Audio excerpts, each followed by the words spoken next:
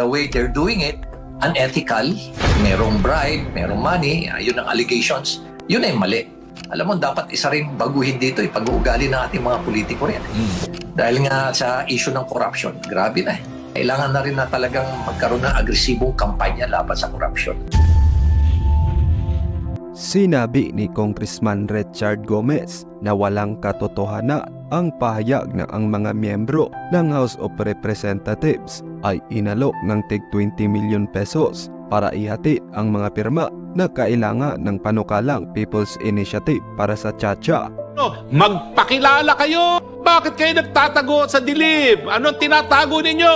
Kung talagang wala kayong mga masamang mga layunin, magpakilala kayo, lumantad kayo, magdebate kayo. Magpo-propose kayo namin sa saligang batas. Wala namang kasiguraduhan kung anong gusto nyong baguhin other than bigyan ng napakalakas na kapangyarihan ang Kamara de Representantes at burahin ang impluwensya ng Senado. Maitim ang plano ng mga nasa likod ng pirmang yan. Walang katotohanan ang pahayag na ito. Walang sinuman ang kailangan magbayad o sumuhol sa akin o sinumang iba pang mambabatas pagdating sa pagsusulong ng mga reforma sa konstitusyon na sa tingin ko ay tunay na makakatulong sa ating ekonomiya at mapabuti ang buhay ng ating mamamayang Pilipino. Mariing tinutula ng mga senador ang paraang yan dahil mababaliwala ang boto nila laban sa higit 300 kongresista. Hirit ni Senate Majority Leader Joel Villanueva, tigilan na ang panloloko at pagmamanipula sa mga Pilipinong nangangailangan ng ayuda. Giit niya, hindi charter change ang sagot sa gutom, kawalan ng trabaho at taas ng bilihin. Magpakatotoo na lang daw ang mga nagsusulong nito na ang nais talaga ay buwagin ang Senado at palawigin ang kanilang termino. Hindi naman po naaangkop na sa panahon ngayon. So, ito po, kung sakali po ito napapabor po sa atin, marami po tayong makatalap si Congressman dito, magkaroon po tayo ng charter change. Malaking tulong po ito sa atin. Bakit? Sabi naman ni Senator JB Ejercito, masyadong maraming problema ang bansa at hindi nakakatulong ang pamumulitika. Samantala, tila nilaglag na ni Pangulong Bongbong Marcos ang kanyang ate dahil biglang nagbago ang tono nito sa usapin ng Chacha. Kung dati sinasabi niyang hindi napapanahon at hindi priority ng kanyang administrasyon, ngayon ay nagbago na matapos na isulong ito ng kanyang pinsang si Speaker Romualdez sa Congress. Ayon kay PBBM, baka ito na daw ang makakatulong para mabigyan ang pagkakataong magbukas ng maraming trabaho at pagpasok ng mga negosyo sa bansa na makakatulong sa ekonomiya. Subalit ang isyo nga rito ay kung paano isinusulong ang Chacha. Maraming eksperto at politiko ang nagsasabing mali ang sistema ng pagtutulak nito sa pamamagitan ng People's Initiative. Maaaring mag-ambag sa paglikha ng trabaho, pagbabawas ng kahirapan at pangkalahatang pag-unlad ng ekonomiya. Binigyang diin din niya na ang mga usaping pamumulitika at panlipunan tulad ng mga political dynasties, katiwalian at proteksyon ng mga karapatang pantao ay maaaring mas lubusang tatalakayin kapag ang mga reforma sa konstitusyon ay natugunan. Sino ang mga tao na natatakot sa mga reforma sa konstitusyon? Ito ang mga politiko na nag-iisip na ang kanilang mga limitasyon sa panunungkulan ay babaguhin, paiikliin o ibasura, isang dahilan na lubos na makasarili. Pero kung kayo ang tatanungin mga kababayan, payag ba kayo na ma-abolish ang Senado? What I mean is payag ba kayo na mawala na ang mga senador? Matatanggal na silang lahat sa Pilipinas at ang mga kongresman na ang magdedesisyon sa lahat dahil wala na ang Senado. At totoo kaya ang aligasyon ni Mayor Magalong na tumitindi na raw ang korupsyon at lalong lumalaki at lumulobo ang utang ng Pilipinas? Isulat ang inyong reaksyon at komento. Especially do sa economic provisions, kailangan na rin baguhin. Pati na rin siguro sa mga ibang mga political provisions nun, kailangan na rin baguhin talaga. Para talagang umabante tayo. Kasi nangyayari ngayon, patras na tayo. Isipin mo na lang, inovertaken na tayo ng Vietnam as early as 2019. So, kailangan na rin natin yon. Pero, alam mo, dapat isa rin baguhin dito, pag-uugali ng ating mga politiko rin. Dahil nga sa issue ng corruption, grabe na. matindi na at kailangan na rin na talagang magkaroon ng agresibong kampanya laban sa korupsyon. Kasi sobra na talaga. Sobra na. Alam mo kasi, it has been some time that people are just so silent despite the fact na alam naman nila na nangyayari. And now, ano yung implication nito? Now, we have about 13.86 trillion ng utang. Ano? Although, part of that, alam mo naman, si President Duterte, when he took over, 5.7, patapos in just 7 years, 13.86 trillion. Ano? Not a lot of people are aware kung ano yung implication ng 13.86. Although, majority of that was a result of the loan that we took to support us in addressing and managing yung pandemic. Opo. Pero alam mo, prevalent na rin ang being a part of the political scene. Now that I'm the mayor, nakikita ko talaga na grabe na yung corruption. And it's about time that people should demand good governance from their political leaders. Hindi na pwedeng magtahimik tayo ngayon eh. Kaya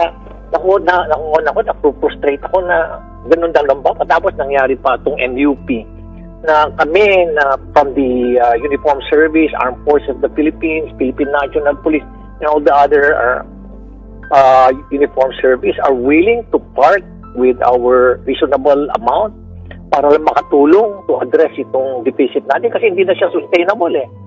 Pero kita mo naman, no? Not even a single na narinig ko man lang sa lawmakers natin na nagsalita na we would like to do something about it also, pero wala eh. Nobody would like to give up their perks and privileges. Nobody would like to give up their pork barrel. Opo. Everybody's denying na may pork barrel, pero the fact is, remains na nandyan yung pork barrel. Alam mo naman sa akin, ang sa akin is about sustainability, ano? Ano ba yung future needs ng Philippine National Police or Armed Forces of the Philippines? Yun ang tinitingnan natin eh. Dapat future thinking tayo. Kung with the current trend, hindi talaga natin mapufulfill yung needs ng future PNP or future AFP. Kaya gawan natin ang paraan. Pero hindi sapat eh. Kailangan din, gumalaw din ating mga legislators, mga political leaders. And one of the probably big solutions for that is to address itong corruption na nangyayari, especially among local chief executives.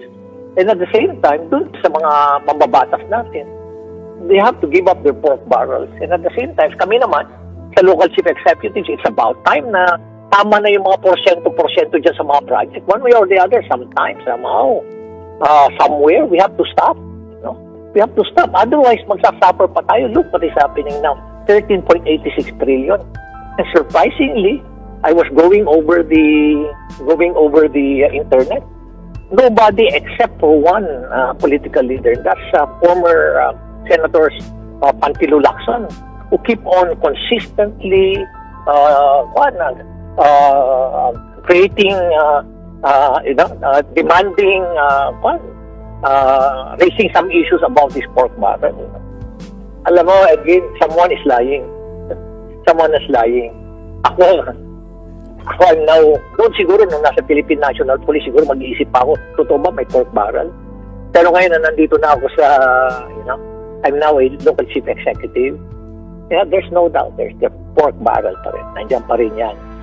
So sabi ko nga sa'yo na, someone is lying, but definitely hindi kami. Hindi ako ang nagsisinungaling dito. At alam naman nila na there's pork barrel. And they are making big money out of it. 20%, 25%, 30%, 40%. 40%, they get 40%, and that amounted to billions of, hindi millions of pesos yung pork barrel na yan, Opo. Billions of pesos yan. Oo. Clearly, Mayor, you're calling for good governance, pagtanggal ng pork barrel. Pero kung kayo po masusunod, ano pong paraan ang gagawin nyo para masugpo pa po ang korupsyon sa ating bansa? Well, it's about time na we have to raise awareness. Yun muna ang gagawin namin. Raise awareness against corruption. Yun na lang muna. People should be made aware of the ill effects of corruption. Its direct correlation with poverty. Alam mo, reduce incomes. The poor are the most affected. Reduce incomes. It affects educational, social services, at health services. At sinong vulnerable dito? Hindi ba yung may mga mahihirap? So, it's about time. And hopefully, it will become a movement. Yes, sir. Kaya nga, Yes, sa amin, sa siyudad ng Baguio, formerly, our slogan was good governance beyond politics. Now we're changing it. It's now good governance, but also get involved. That's the reason for that is we'd like first to raise awareness. Hopefully, it will become a movement. And that's the only way we will be able to save this country. Yes, totoo yan, ano? Kami nga, coming from our pension, legitimate na income yun, ano? And we're willing to part a reasonable amount from our pension. Pero kita mo, tahimik lang sila. Why? Because they don't want to give up their perks and privileges, as I mentioned. Alam mo yung word na MAP, yung acronym na MAP? No? Masarap ang pera. Masarap ang pera. And I'm pretty sure na kayo na nasa media, you are fully aware that the pork barrel continue to exist. It's being taken advantage. Eh nakita mo nga, traditional politicians, they want to make elections very expensive. Why? Why? Because para sila lang may kaya kasi easy money sa kanila yan. 20%, let us say for example, for every 300,000 300 million na development fund, they get about 20%, 40%. Some of them even get as much as 40%. Hindi naman. Hindi naman. Kami naman sa Philippine National Police at Armed Forces of the Philippines and the other one, kung nagbigay kami ng commitment, tutuparin namin. Ang problema, kaya ba nilang magbigay ng commitment? Kaya ba nilang, sabi ko nga paulit-ulit ko sinasabi, are you willing to give up your special perks and privileges for the sake of this country? You know? Ay, siguro yun ang itanong yun sa kanila. Of course, they will deny na may pork barrel. But at the end of the day, talk to other politicians, talk to other members of the legislators at Congress, and they will readily admit na talagang existing yan. Kaya lang, ayaw lang nilang aminin. Nakakalungkot lang, ayaw nila. There's no transparency, there's no accountability. Naniniwala ho ba kayo, Mayor, na dahil dito sa konstitusyon natin, kasalukuyang konstitusyon, ito yung lumahad lang din sa pag-aasenso at yung kahirapan ay tutuloy-tuloy dahil nga po dito sa konstitusyon ito. At kung babaguhin man, mababago ba? Magbabago ba ang buhay ng tao? Baga yung kahirapan, mawawala na, magiging solusyon na ito? Well, it's a combination of factors. Ano? Baguhin natin yung constitution natin, gawin nating makapag-adapt kagad dito sa mga bagong environment natin, and at the same time baguhin din natin pag-uugali ng ating mga politiko. But from a personal perspective, there's no short-term solution. It will always be a long-term solution. Kaya sa akin, in terms of so far as Baguio is concerned, inuumpisan ko sa mga bata. Madaling baguhin yung pag-uugali ng bata empowering them, because they have a different perspective. They're outspoken, they're courageous, they believe in change, alam mo. They want to make a difference. Kaya inuumpisan ko sa mga young leaders, sa mga youth. Yun lang siguro ang paraan para talaga mabago na natin yung sistema. Yung mga matatanda na, lalo na yung mga traditional politician na mahirap nang baguhin ang ugali niya. Meron nga. Paraan nila nagsarap Ang hirap na. Totoo nga, Mayor, dahil nga sinisisi ang konstitusyon, pero dapat sisihin din